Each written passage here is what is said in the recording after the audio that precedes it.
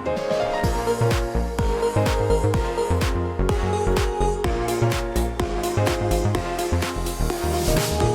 guys, and welcome back to the Mutual Friends podcast. I hope you're doing well today. I'm not. No, I'm not even gonna fake like good energy right now. I really can't. We really don't. We both had a bad day. We both had a bad day. I'm feeling super fucking frustrated with podcast equipment, to be honest. Like, I'm just gonna let it out, like, because this is a safe space. I'm frustrated with, like, am I gonna say it? I don't give a fuck. I'm frustrated with the listenership on the podcast, considering my other platforms. To me, like, where I've said this before, the podcast is where I have my biggest insecurity in terms of the platforms, but it's where I feel like I put the most of me in. Mm-hmm. And, like, I don't mind that numbers are like, no, that's a lie. I mind that numbers are low. I don't mind that numbers are low from an ego thing. I mind that numbers are low and I constantly have problems. But then I feel like it's me. Like, I am like, oh, the equipment issues, like, I built this entire studio and I still feel like the quality isn't great, and I think it's me, like, I'm the problem. I don't think so. I feel like it's fair to be upset about listener numbers when everything else is going up. Yeah. Like, that makes sense. Yeah, it makes me feel like everything else. I'm not doing something right. But everybody, like, I talk to people and of course they're like, they love the podcast and everything. It's so not like, I'm not really a perfectionist in other areas, but for the podcast, it's never good enough. Ever. Which is why I literally just said, because I was starting to have equipment issues, which we always do. Always. And the amount of equipment that it takes to get one of these podcast episodes up is atrocious. And I don't even have what I think of as a very complicated setup, but especially with video, it's like a whole nother ball game with video, but I love the video, so we're not going to get rid of that. And even though my YouTube numbers are not, like, especially not, but I really like the video. I think it's fun. I think it's fun for you guys. I like it a lot better.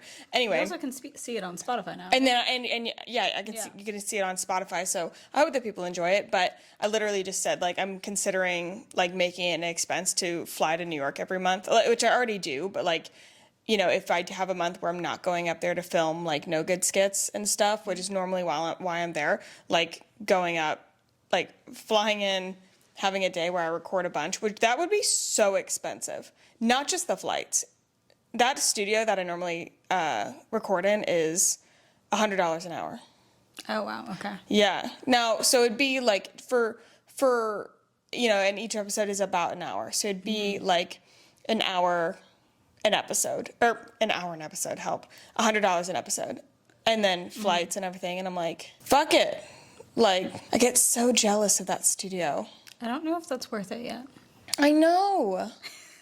As much as I hate to say that. No, I know. I don't know if I don't think it's worth it yet. I really don't know. I don't know. So, I just wanted to be honest with the energy I was coming in here. I think that would be better. I always leave the podcast better. But, yeah, I'm feeling low vibes. I'm feeling low vibes. Feel a little pissed. Mm-hmm. A little pissed. And we have the top 3 stories, and one of them is atrociously sad. So, God, this is gonna be a fun time, guys. But it'll be like we're gonna commiserate a little bit. Hopefully this is helpful. I don't know. I always like hearing back into people's feelings because people don't always have like high days. Yeah, I'm gonna sage this house or something. Between you and Joseph. Joseph's upstairs. He's got a throat issue, which I think it's the weather. Probably the weather. Oh my God.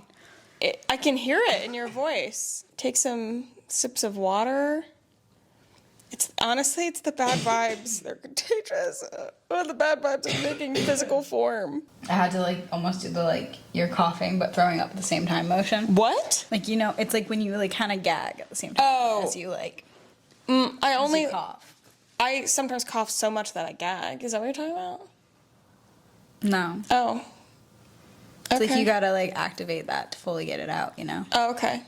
Interesting. See, and you know what's funny is even as we're doing this, like I'm having fun. Mm-hmm. I am having fun. Maybe it's just getting a producer up in here. Yeah, to solve tech problems and all that. Mm-hmm. Yeah. Yeah, I don't know. I feel like you enter Like, I mean, we already had low vibes for the day. But We had low vibes when for you the get day. aggravated with the technology, it then becomes even lower. Yes. Yes. Yes. Why did you have low vibes? Oh, also, by the way, hey, Hi. how are ya? You know, doing good. Yeah. Sorta. Yeah. Depends on the Sorta. day. Sorta. Happy to be visiting. Yes. So, of course, guys, like, if you listen to the podcast, you know who this is. This is Sarah, bestie girl. She's living with us for a week. I like how we don't refer to it as visiting. We refer to it as living with.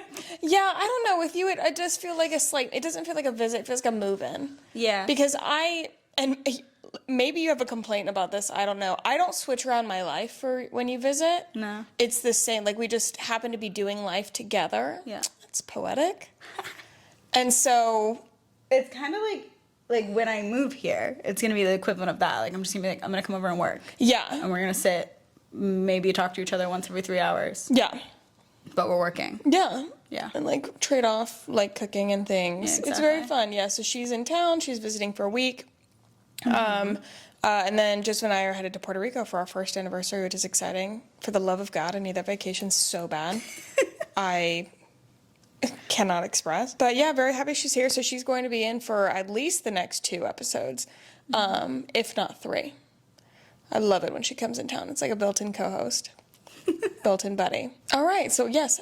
Anyways, how are you? Why was your day low vibes? We'll start with a little bit of complaining, as if we didn't already do that. Well, my Etsy account got deleted.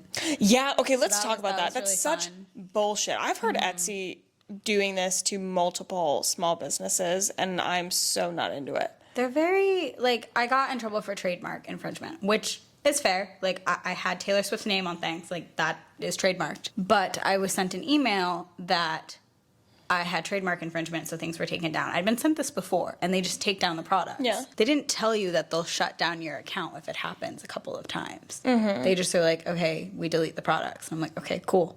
Yeah. So then I got one, and it was like, you need to take down any products. So I was like, okay. So I went through and was taking down any products that could have trademark infringement, started learning about it, and all of a sudden I got an email saying that my account was deleted because of trademark infringement, even though I was in the middle of taking everything down that had Taylor Swift related stuff on it. Which, like, so many. I To mean, be fair, like, so many do. so many Etsy Like, shops have it, and not that so that makes many, it right, but it is frustrating. so many of them are using her name or her album names, which are trademarked, because I went through all of her 180 trademarks. I Yes, now you know did. everything that is trademarked. Yeah. And I was like, yeah, she was like sitting across from me, like telling me everything that was trademarked. It was actually really interesting. Yeah, there's some very random ones. Yeah. But yeah, so they deleted it. So I appealed it. I deleted everything Taylor Swift. I sent an appeal. Basically was like, I'm not going to add anything Taylor Swift back. I'm just going to add my hand painted stuff, because I was kind of switching over to hand painted products I do anyways. And they responded and said, because I had a trademark infringement multiple times, my account was going to be deleted. I was denied the appeal. They very obviously didn't read anything in the appeal. Cool. Like, they say a person's reading the appeal. No one read that appeal. It was Neat. very obvious that it was like a robot or a computer and not an actual person read it. And they just shut down the account. So my account's gone. Which is absolute bullshit. That's literally deleting a livelihood. That's deleting a form of income. Yes. And now, do you think you're going to make another one? What do you think you're going to do? They say you can't. I don't know how strict, I don't know how they keep an eye out for that. Like, I don't know if I can use a different email and get Yeah. away with it. I don't know if they track my phone number. I don't know if they track my social security number. I Yeah. don't know. But yes, it is an entire income. One of my main forms of income, or actually probably my main form of income, that was just taken away. So that's cool. Yeah. You're so calm about things. It really freaks me out. I think it's because if I freak out, like, I'll actually fully freak out. Like, if I manage to keep calm, then I can do something about it. I admire or, you like, try so to solve a much. problem. Do you think your inside is reflected on your outside? No. Fascinating. Mine is, to an Yes. nth degree. Oh, okay, yeah. Like, No, yeah, yours is definitely. I just more like my vibe's lower. You can tell that. Like, I'm more in my head. Mm-hmm. But I No, would say but- it's not. I'm normally just outside calm. yeah. I don't think I understand how much my inside is reflected on my outside, except when we're driving. Complete silence. We're driving. I'll be in the seat next to Joseph or whatever. And I'll be fine. And then maybe I have a thought of body confidence or grief, like remembering my grandma or something, or like literally something like you know, when people talk about like thoughts or cars and pass through, like I'll have you know, a really bad vibes one pass through, feel that, but then I'm usually okay. He will literally be like, "What's wrong?" And I'll be like, "How did you know that? How did you know that something was wrong?" That doesn't, but I mean, even a slight, which sucks. I don't know if that's a me or him or a both. Like, it sucks because he knows me so well, and he's very affected by my moods as well. Like, he really, like, feeds off of it, and I don't like that because I don't want him to be affected, because I'm so sorry if you're affected by every fluctuation in my mood. We're about to have a weird time. Like, we're a roller coaster here. I go in and out so often, and like, I'm trying to regulate it. You know. Yeah. So I think everything on my inside. I think you're the only one that notices when like my mood changes. Really? Yeah. You're the only person that notices when I go like low. I think certain people, they notice, they don't know what it is. You seem to notice it more. Or you're the only person that notices when I'm very overwhelmed from like noise or like experience. Yeah. You're the only one that's ever noticed. Like when we were in New York and we were sitting outside and it was really loud and I was not with us. Yeah, I was at all. And you're like, we're gonna move inside. I was like, you're the only person that has ever noticed that I'm not overwhelmed by that. Oh my God. Which is interesting. That's so cute. Yeah. I'm so nice. Wow. I'm such a good friend. I'm such a good friend. So it's great. Us all three living together, feeding off of each other's vibes. Yes. None of us have had very good vibes this week. No, the vibes are low. I'm really hoping, like, it's a Friday, tomorrow's Saturday. We're going to have a good Saturday. Yeah. I think it'll be a very fun Saturday. I need to learn to not think about my to-do list at all times. Yeah, I don't know how to do that. Okay, so we're both in that boat. Love that. I'm incapable. Yeah. Yeah. Like when I was laying on your floor earlier when you were working. Yeah. I was texting AJ and he was like, "Can you do something you like doing? Like go for a walk, like do something." And I was like, when I went for a walk yesterday, I started thinking about money and then I had a mental breakdown on a walk. Yeah, you came back from your walk not, like, worse.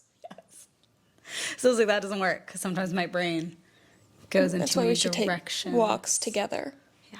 It's going to be great, guys. She is moving back in January, and she's moving 15 minutes away from me, which I adore. I'm a little upset that we didn't, like, seriously consider the she shed situation. Like, I just don't think we put a lot of thought into it. Just moving in behind your garage? Yeah. Part of me How sounds does like... one set that up? What do you mean? Like, is it a structure? I would hope you're living in a structure. I mean, I could live in a box. What would you call a house? I might be thrown out of my apartment in 2 months and not be able to pay my rent, so I could be living in a box. Because of the damn Etsy store. Yeah, no. We'd set something up. Like, you could buy she sheds online. We could custom build something. Joseph and I have really been, for years, we've been into the idea of if we were to build a home, building the entire home out of shipping containers. And, like, having it be really weird and, like, the shipping containers all, like, coming out of different ways. We couldn't make yours very big. The only thing I would be worried about is the sound of the rain. But I think that there's definitely things to do about that. But yeah, we could just put it in the backyard. Here's my only qualm. Qualm, that's a fun word. Qualm is, I want to say it again, I'm not going to, is that I would be worried that, like, we wouldn't be friends again. Like, it would ruin our friendship. If I moved into a she shed. But in the back of my house. Like, if you lived with us. Like, it's one of those things where I'm like, is it so good it's bad? I feel like, well, here's the thing. I feel like there's certain people you can and cannot live with and cannot stay friends with. There are if you live with vacation them. friends. Yeah. And there are, But the thing is, I live in your house for random weeks at a time. We've never had an issue. We've never had an issue. No. And have we been on vacation together?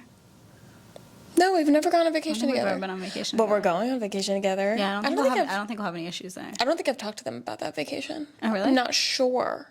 I might have. I feel like I've told everybody under the sun. I'm a terrible friend. I don't listen to your podcast very often. Okay, perfect. So, Mostly not because I'm going through a phase where I don't listen to podcasts. And which podcasts means I don't listen to any podcasts. 100% come in phases. I can appreciate that. It's when also, I do listen to a podcast, it is yours. and I so appreciate that. That should be noted. Yeah. Do you want to tell them about the girls' trip in case they have or have not listened? So we're going. I thought I had to hiccup. Sorry. Okay. Okay, we're going to Italy for the Taylor Swift concert in Milan. And then we were like, okay, we're going to turn it into a girls' trip and do the Amalfi Coast too, and Croatia. And then Joseph's going to meet you. And you guys are going to have a little couples trip. Yeah. I'll do like. And then I have to leave because, I can't apparently third wheel them all the time. Yeah, I am gonna. There are boundaries. There are boundaries. So I'll be gone for 2 to 3 weeks. Second half will be with Joseph. First half will be girls' trip. Yeah. We stumbled upon VIP box seat tickets to the Milan show. Yeah. For a whopping. Is it weird to share the price? I don't think so. No, I don't think it's weird. Okay, for a whopping $650 each, which I was looking at tickets and everybody was saying, drop the grand, you'll love it. Like it's worth, I mean, I got first-hand tickets to Mass. Yeah. And my floor seats were, I think, $950 each. Yeah. Which was it was 10th row. That was actually not bad. Yeah.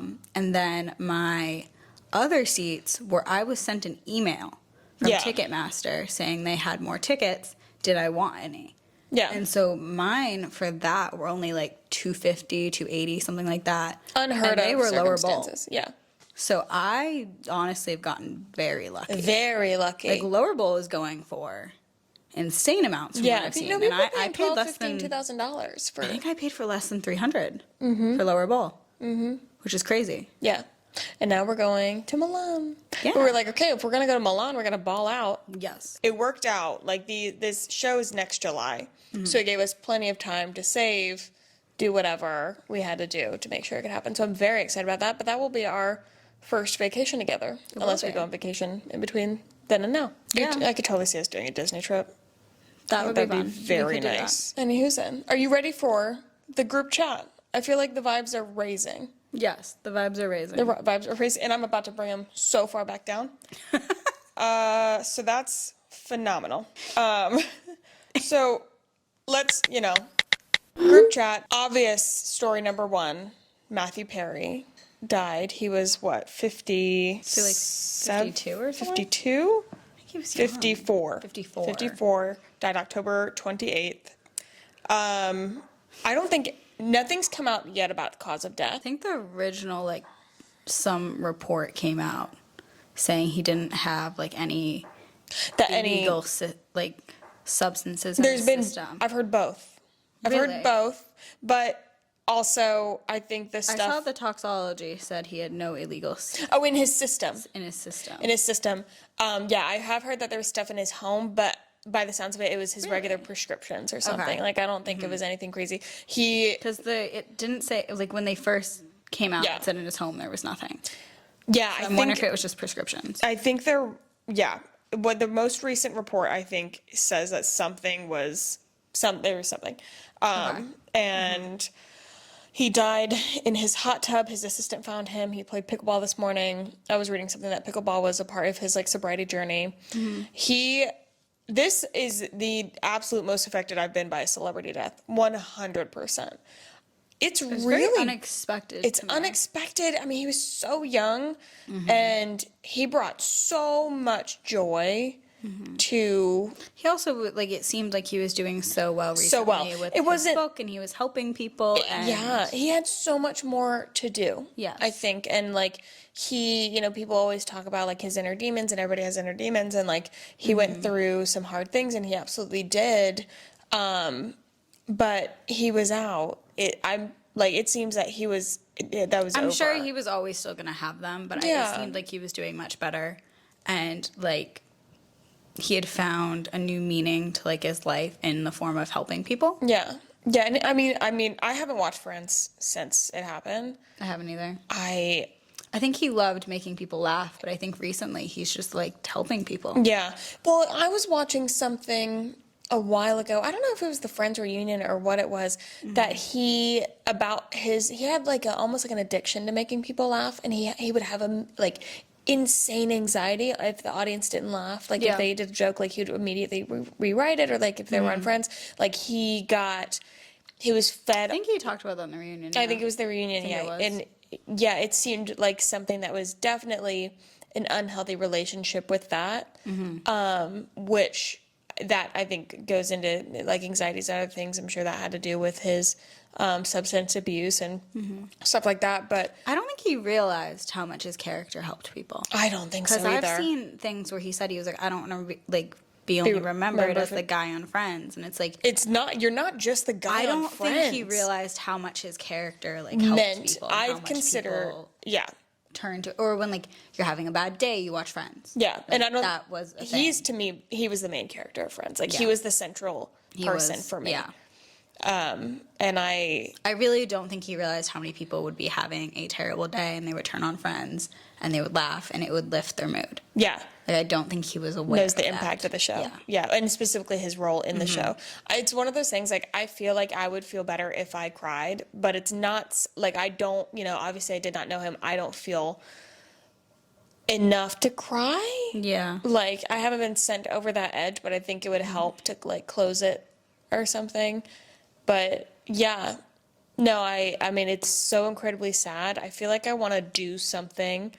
You know what my immediate thought went to? Is it the thing about a tattoo that you texted me? Did I text you about it? You texted me about it. I was like, Sarah, you don't even have a tattoo.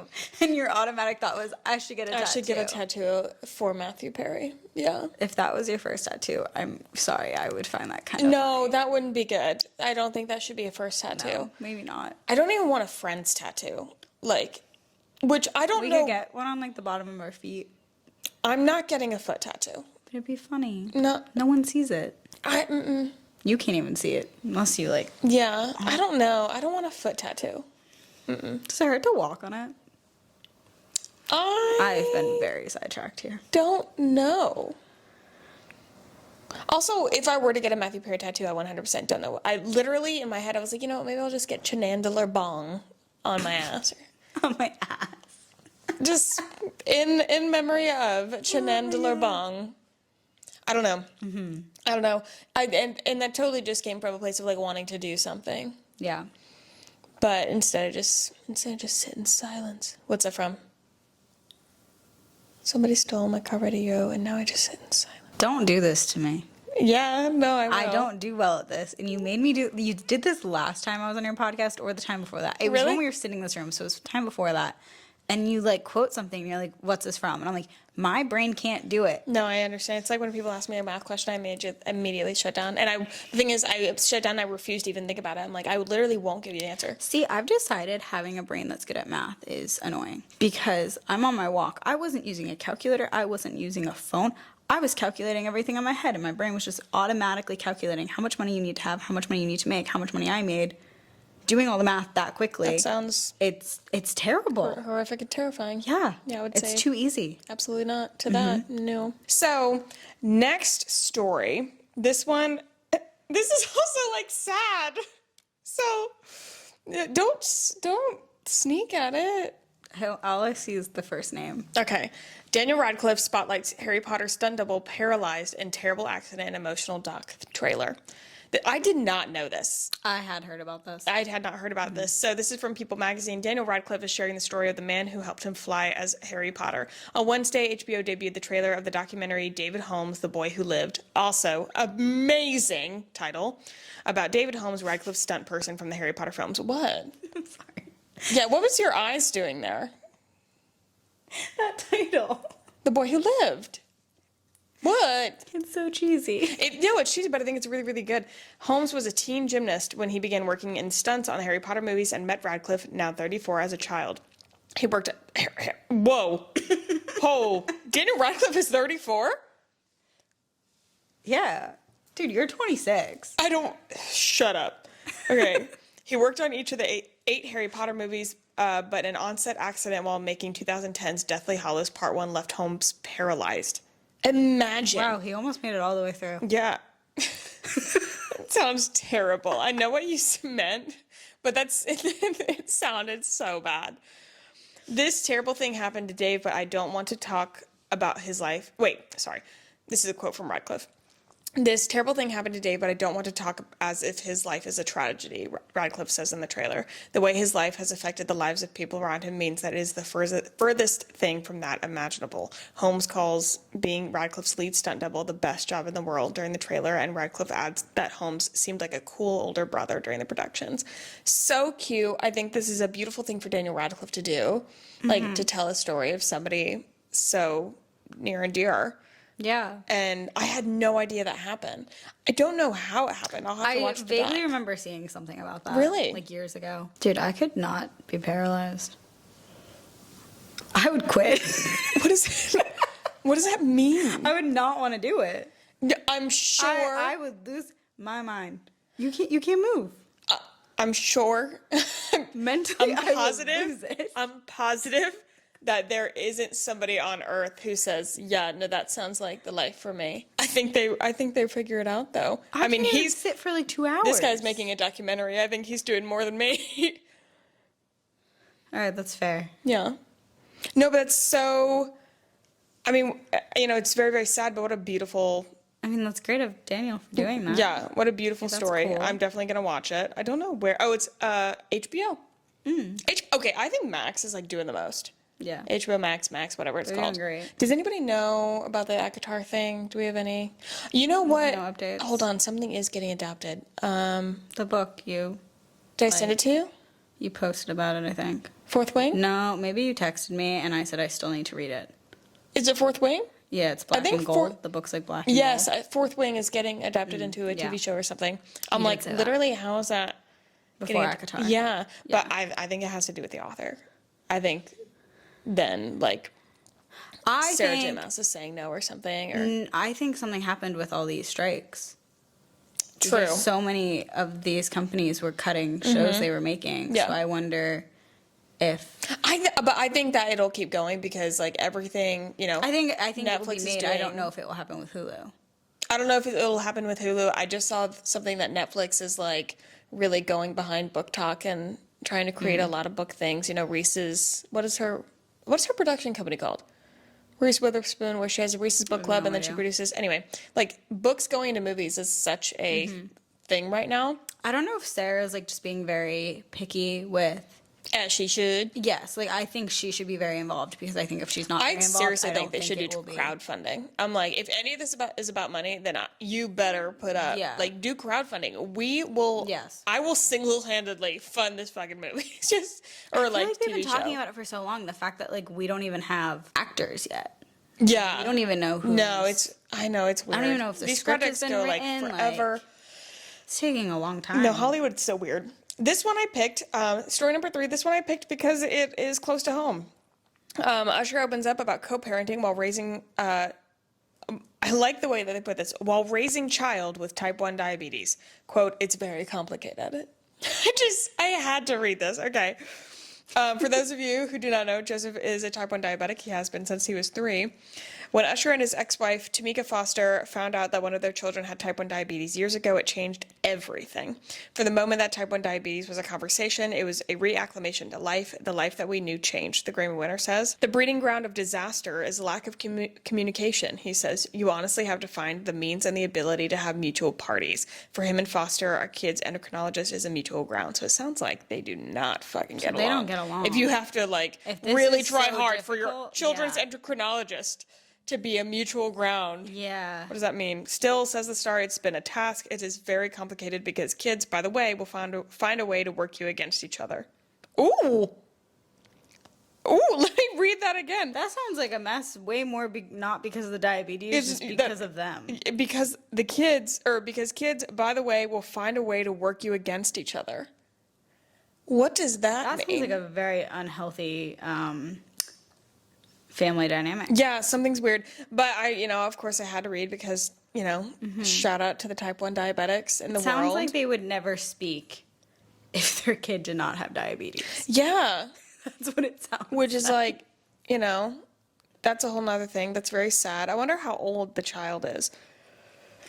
But especially one child. one of their children. Okay. One of their children. Interesting. No, but I mean, yeah, sure, you know, especially I think if you get diagnosed older, I think it's obviously much more of a flip because there's a whole way of life and that you're not used to, you know. Some people are on shots, some people are on the pump, like you're not used to that. I think that people on shots, in my head, it would be, but this is also coming from a family like Joseph uses a pump. So that's also what like I'm used to in terms of like care. Does he sleep with it on? Yeah, no, Joseph has it at all times. Interesting. Yeah. He doesn't shower with it because it is an electronic device. He doesn't like go swimming with it. And if you rip it off, he in fact does not die. Though some kid bullies will think differently. Oh? Oh, yeah. Like this. He has so many stories. I think we should do a whole podcast about it. He has like a kid. How does it attach? He has so it's like, is there a needle involved or is it just hanging out on you? okay. Yes, there's like because as a child, I would be afraid to rip it off someone thinking there's a needle involved. I don't think a child really knew how it was attached. It was just like the robot thing on the other kid. But there's People's minds. So have you amazing. seen like people who are wearing the CGMs like on their arm or something? Yeah. Mm-hmm. Yeah. And it's sticking to them. There's a needle on that. And and when you put it and a pump works the same way. When Joseph puts a pump site on, it is like this. It's a circle, almost like a suction cup that like goes on his skin, and then he winds it back, and then you click, and it shoots.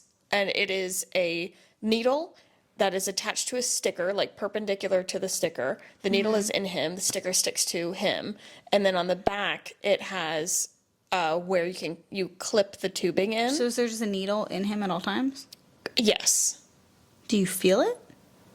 I do not believe he feels it. I mean, unless you really like poke, you know, if you go try to move it around. And then his pump like the tubing clips onto that sticker. It's like almost like a buckle clip, and then that's how the insulin in the pump goes through the tubing and into him. And then his CGM is another needle that he wears it on his stomach as well. And that is a needle, and that's constantly measuring his blood sugar. Well, because one of the girls on Dancing with the Stars, like the youngest, the new one, Riley Arnold, she has diabetes. And she does the shots. She does shots. And I've always wondered if it's because she's a dancer and like she's doing a lot of moves. She's being grabbed, she's being spun around, and that's why she can't have like something attached to her.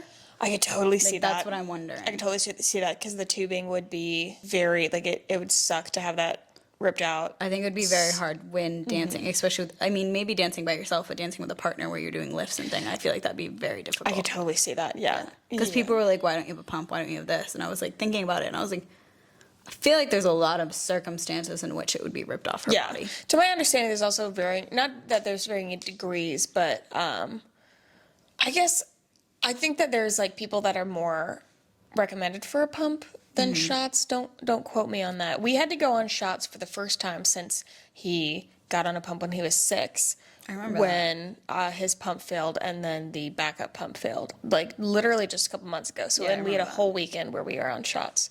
We were on shots as if I was doing it. I was also, taking them. Yeah, but I know that was interesting. I was really worried. By the end of the weekend, like he really had it down, but it was weird to me for him not to have like a constant supply. Yeah, I thought that was weird. Sense. Yeah. Anyways, all right, woohoo. That was the top 3 stories.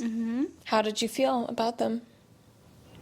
Mostly just sad about Matthew Perry. No, I know. I will continue going back to that. I don't think that one was rattling. Like, that's a huge, yeah. I don't think that there's a day that goes by that I don't think about him.